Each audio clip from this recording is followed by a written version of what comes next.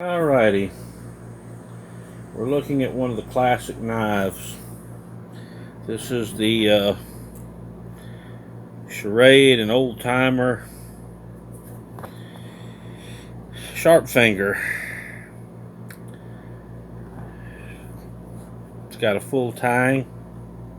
See, the metal goes all the way through. It's got the sawwood grips. The model on this particular one is 1520T. 3.5 inch blade. This one is marketing as a skinning and survival knife. It has some features in the metal and in the blade that I like, where you can put your thumb here and really work on skinning. And the front part of this blade here has a good, basically by design, a guard to keep you from getting up there the sharp part and inadvertently cutting your fingers, and I like that. The blade's about 3.5 inches long. I think they call it 3.3, so maybe about 3 1/3. Old timer and Schrade are together.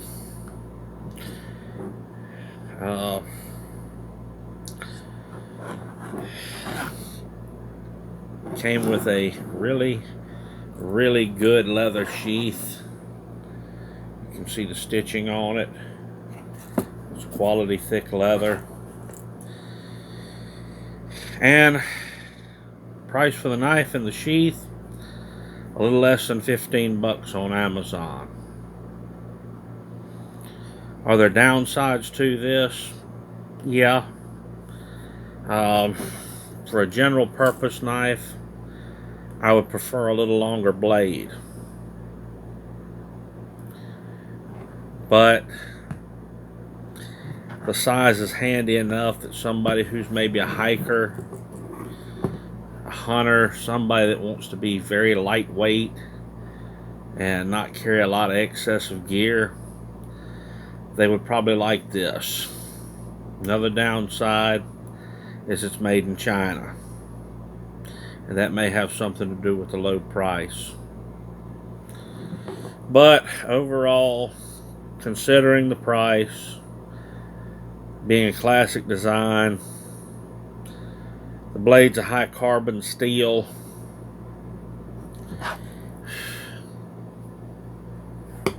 you get a good sheath with it, which is a plus to me, because a lot of your more inexpensive knives come with a really bad sheath, and you end up having to spend money to have a quality one made, or spend time making it yourself.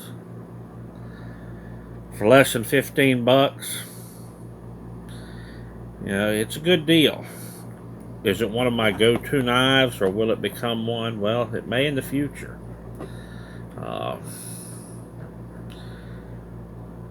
This blade, a little less than 4 inches, is the right size to skin. It's got a good shape to it. I like the guards where your hands are protected and you can do your fine work with it as well as you could with a smaller pocket knife. Full tang, good grips.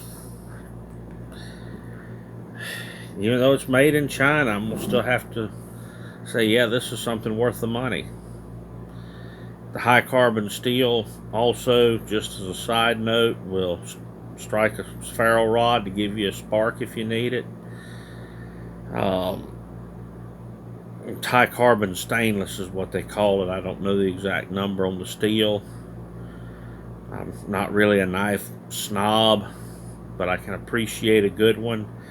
And I believe this one will work its way into the rotation later on.